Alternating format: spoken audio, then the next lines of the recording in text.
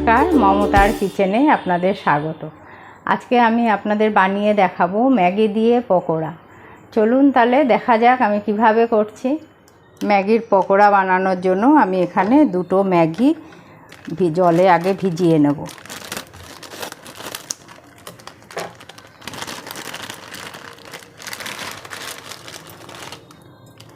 ম্যাগিটাকে হাত দিয়ে যতটা সম্ভব হয় একদম চেপে আমি গুঁড়ো করে নেব।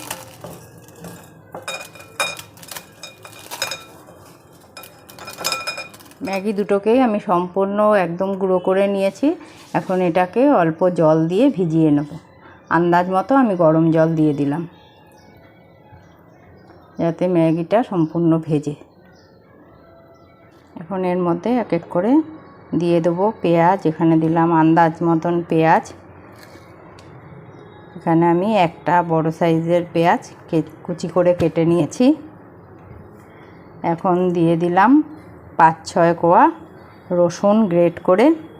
এখানে দিয়ে দিলাম হাফ ইঞ্চির মতন আদা, আর দিয়ে দিলাম 5-6টা কাঁচা লঙ্কা কুচি।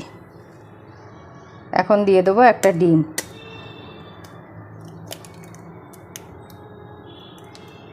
দিয়ে দেবো 2 চামচ কর্নফ্লাওয়ার।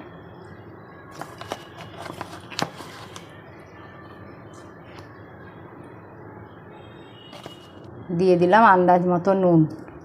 দিয়ে দিলাম হাফ চামচের মতন গোলমরিচের গুঁড়ো। এবার দিয়ে দেবো ম্যাগির মশলা। এখন সবগুলো উপকরণ একসঙ্গে আমি মেখে নেব।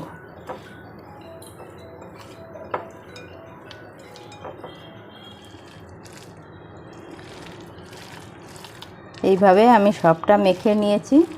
এখন আমি 2 থেকে 3 মিনিট এটাকে একটু নরম হওয়ার জন্য আমি রেখে দেব।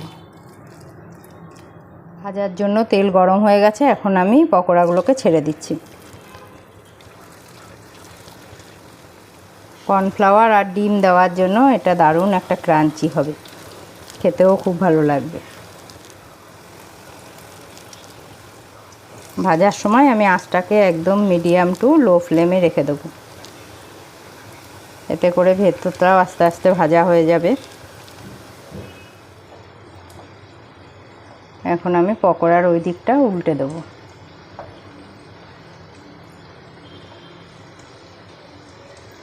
দুই পিঠই আমি লাল লাল করে ভেজে নেব। এক পিঠ ভালো করে ভাজা হয়ে গেছে, আমি আরেক পিঠ উল্টে দিয়েছি।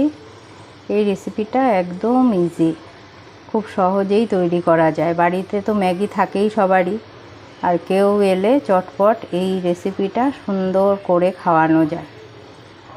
আর এখানে আমি ম্যাগি নিয়েছি, ম্যাগির বদলে সরু চাউ যে আছে চাউগুলো দিয়েও এই একইভাবে সুন্দর করা যাবে, সেটাও খেতে খুবই ভালো লাগবে। পকোড়াগুলো 2 পিঠই ভালো করে ভাজা হয়ে গেছে।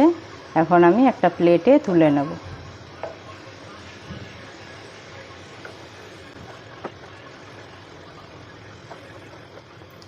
আঁচটা কমিয়ে কমিয়ে ভাজলে খুব সুন্দর ভাজা হবে, খেতেও কিন্তু দারুণ হবে। আমার ম্যাগির পকোড়া তৈরি। এটা দারুণ ক্রিস্পি হয়, খেতে কিন্তু খুব ভালো লাগে। আপনারা অবশ্যই ট্রাই করে দেখবেন। আমার ম্যাগির পকোড়া তৈরি। এটা খুবই ইজি বানানো। বাড়িতে লোকজন আসলে চট করে কিন্তু বানিয়ে ফেলা যায়। আর আপনারা অবশ্যই ট্রাই করে দেখবেন আর আমাকে কমেন্টসের মাধ্যমে জানাবেন কেমন লাগলো।